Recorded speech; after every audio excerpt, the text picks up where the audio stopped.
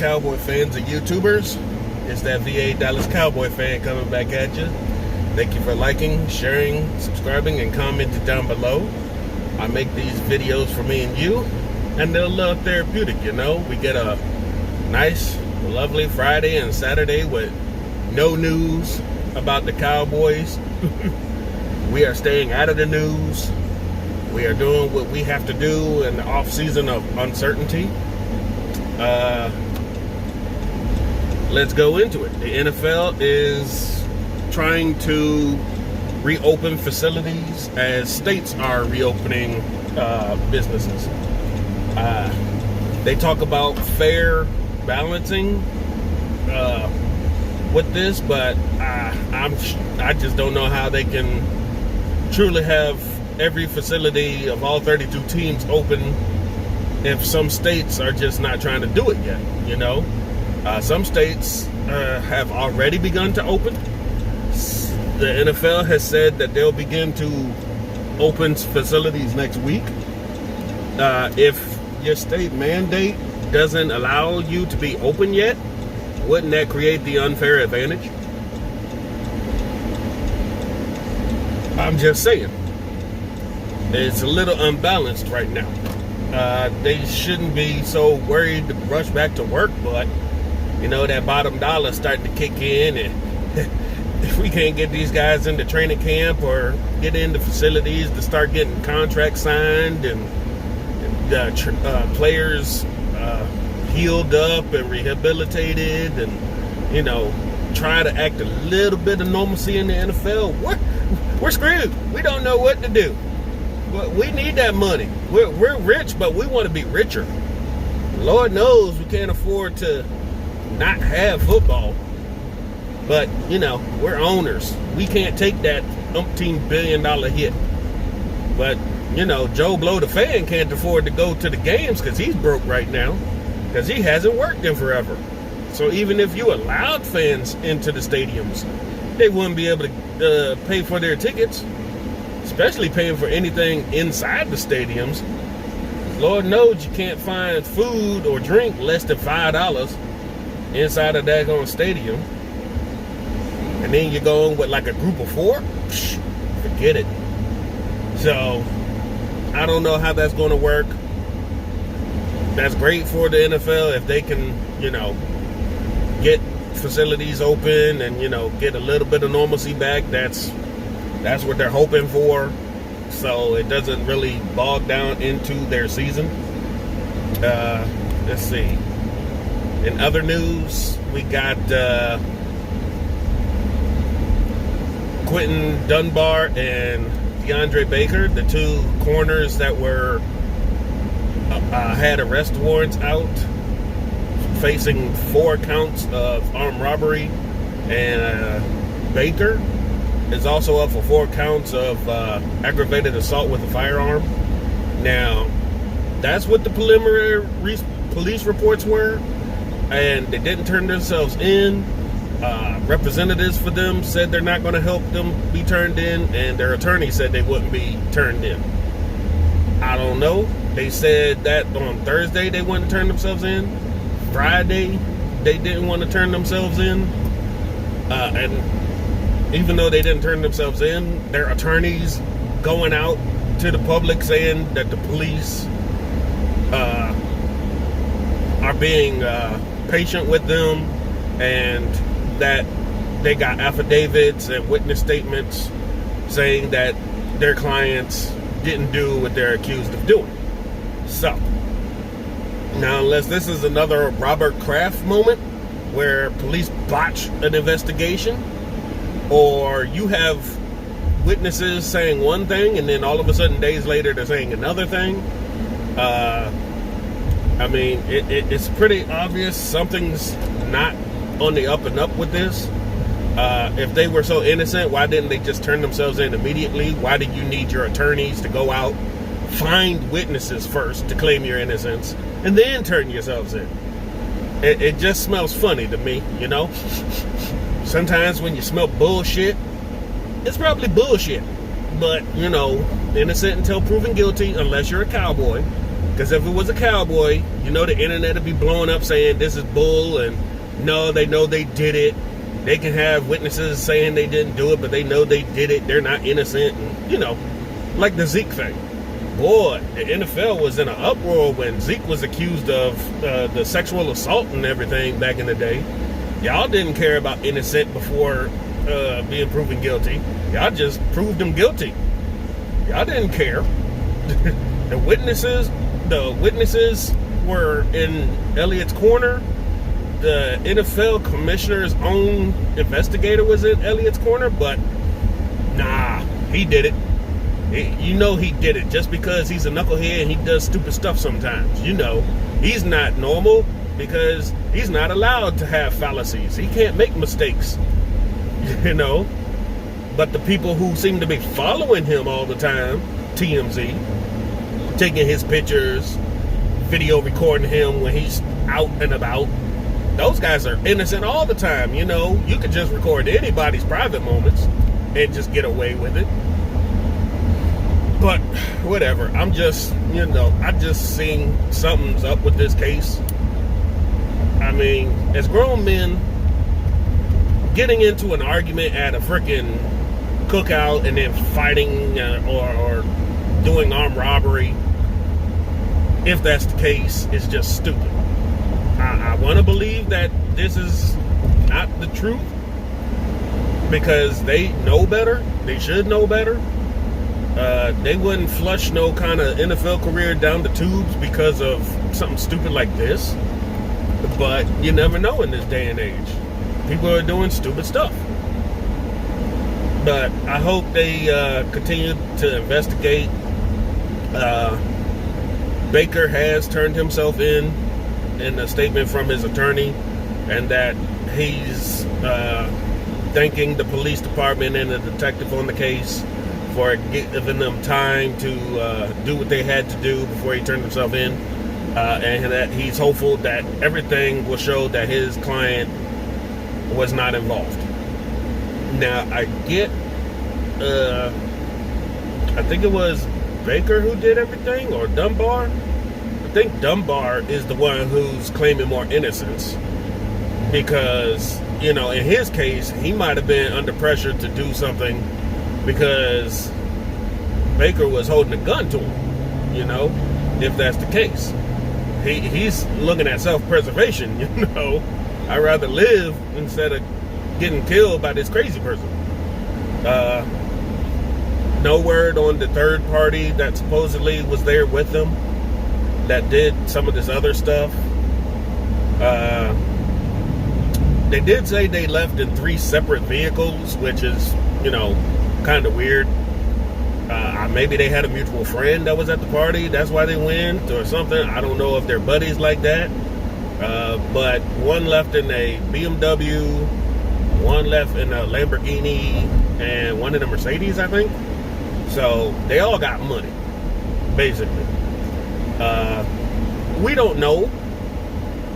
But, you know, if anybody's laying claim to the watches and other objects that were stolen, and it does ring out that this did happen, then I don't know what to say. I mean, it's pretty messed up. You know, you want to believe they're innocent, but you kind of believe sometimes football players are stupid just like anybody else. It's just that there's going to be more fame thrown at it because of who they are. So, who knows? We'll have to keep listening and checking in on the investigation. I think they said that Dunbar has not turned himself in yet, but he plans to. Like I said before, it sounds like something kind of fishy if you are taking this long to turn yourself in. It sounds like your attorneys are trying to find witnesses to exonerate you, or pay off witnesses to exonerate you, or whatever they're trying to do. They're just trying to make a way for, if they do walk in and turn themselves in, that they can walk right back out. But that's just my opinion. I don't know. I wasn't there. I'm not don't let the uniform fool you. I'm not a cop. But, even doing what I do, I like to do a thorough investigation before I just jump on somebody. It just sounds fishy, the whole story. But you never know. It could be true, could be false. We'll find out. Just like the Robert Kraft thing. More than likely, he did what he did. And even though the cops botched the investigation, we still know he did what he did. So, he's old, he's human. He wanted a little something, something. And, he just happens to be at a place that was getting being watched by the police at the time. But, that's my news for now. Ain't really too much to talk about. What's our boy Jerry McCoy? Lost 20 pounds. He posted a picture of himself online after he's lost 20 pounds during this pandemic. And, I saw a lot of people on Twitter saying he needs to put that bulk back on. We didn't pick him up as a free agent to lose the weight. We wanted a big, fat fire hydrant to be there in the middle. We don't want another David Irvin, long-armed and quick and speed twist stunt and, get blown out of plays. We want somebody to sit right there and be a run stuffer. Hey, if he can still do what he has to do, but do it 20 pounds less, go for it. I mean, you really don't have a chance right now to find out what he can do because, coaches can't see players and you can't practice aside from what you can do at home. So a lot of people chose this time to work out. As players are fluctuating in weight, their workouts aren't extreme as they want it to be. And now facilities about to reopen, so maybe they'll get a little bit of sense of normalcy back. At least the front office can start handling things a little better now instead of working from home. But we'll see next week as facilities start to reopen, Maybe we'll start hearing about more people getting signed, hopefully people can get, their team doctors to start looking at people. Maybe we'll get some finalization on camp. My thing, I think, once a little bit of media can get inside of a building, even like 1 or 2 cameras and a microphone or something, Jerry Jones is going to make that announcement about signing Dak Prescott. I don't believe they're arguing over money anymore. Everybody keeps trying to throw numbers out there, but we already know what the numbers are pretty much. It's not going to be like crazy higher than what he's on the franchise tag with.